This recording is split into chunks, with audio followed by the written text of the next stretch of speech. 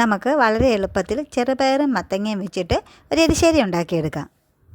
കുതിർത്ത് വച്ച ചെറുപയറിനകത്തേക്ക് ഒരു മീഡിയം സൈസിലെ സവോള അരിഞ്ഞതും 2 പച്ചമുളകും ആവശ്യത്തിന് ഉപ്പും ചേർത്ത് ഒരു 3 വിസിലാവുന്നത് വരെ ഒന്ന് വേവിച്ചെടുക്കാം. ഇതിപ്പോൾ ഒരു 3 വിസിൽ അടിച്ചിട്ടുണ്ട്. ഇനി ഫ്ലെയിം ഒന്ന് ഓഫ് ചെയ്ത് വെക്കാം. ഇപ്പോൾ കുക്കറിൻ്റെ പ്രഷർ ഒന്ന് പോയിട്ടുണ്ട്. ഇനി നമുക്ക് ഇതിനകത്തേക്ക് അരിഞ്ഞു വെച്ചിരിക്കുന്ന മത്തങ്ങ കഷ്ണങ്ങളും കൂടെ ചേർത്ത് കൊടുക്കാം. ഇനി ഇതിനകത്തേക്ക് അല്പം വെള്ളം കൂടി ഒഴിച്ച് മത്തങ്ങ ഒന്ന് വെന്ത് കിട്ടാൻ വേണ്ടി ഒരു വിസിലും കൂടെ ഒന്ന് അടുപ്പിച്ചെടുക്കാം. ആ സമയം കൊണ്ട് നമുക്കിതിന് വേണ്ട ഒരു അരപ്പ് തയ്യാറാക്കിയെടുക്കാം.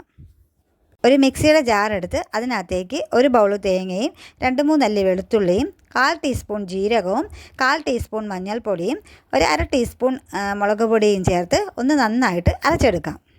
മത്തങ്ങയിട്ട് ഒരു വിസിലടിച്ച് കുക്കർ ഓഫ് ചെയ്ത് വെച്ചിട്ടുണ്ടായിരുന്നു. ഇപ്പോൾ അതിൻ്റെ പ്രഷറെല്ലാം പോയിട്ടുണ്ട്. ഇനി ഒന്ന് തുറന്ന് നോക്കാം.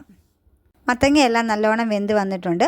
ഇനി ഇതൊരു മൺചട്ടിക്കകത്തേക്ക് മാറ്റി കൊടുക്കാം. ഇതിനകത്തേക്ക് അരച്ച് വെച്ചിരിക്കുന്ന അരപ്പും കൂടി ചേർത്ത് കൊടുക്കാം. അരപ്പൊന്ന് വെന്ത് കിട്ടാൻ വേണ്ടി ഒന്ന് നന്നായിട്ട് തിളപ്പിച്ചെടുക്കാം. ഇപ്പോൾ ഇതൊന്ന് നന്നായിട്ട് തിളച്ച് വന്നിട്ടുണ്ട്. ഇനി ഇതിനകത്തേക്ക് അല്പം തൈരും കൂടി ചേർത്ത് കൊടുക്കുന്നുണ്ട്. വേണമെങ്കിൽ ചേർത്താൽ മതി, നിർബന്ധമില്ല.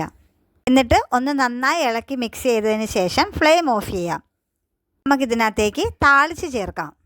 ഒരു പാൻ വെച്ച് നന്നായി ചൂടായ ശേഷം 2 ടേബിൾ സ്പൂൺ വെളിച്ചെണ്ണ ഒഴിച്ചു കൊടുക്കുക. വെളിച്ചെണ്ണ നന്നായി ചൂടായിട്ടുണ്ട്. ഇനി ഇതിനകത്തേക്ക് 1/4 ടീസ്പൂൺ കടുക് ഇട്ട് കൊടുക്കാം.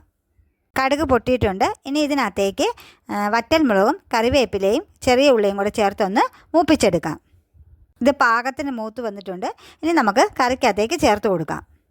അങ്ങനെ നമ്മുടെ മത്തങ്ങ പയർ എരിശ്ശേരി ഇവിടെ തയ്യാറായിരിക്കുന്നു.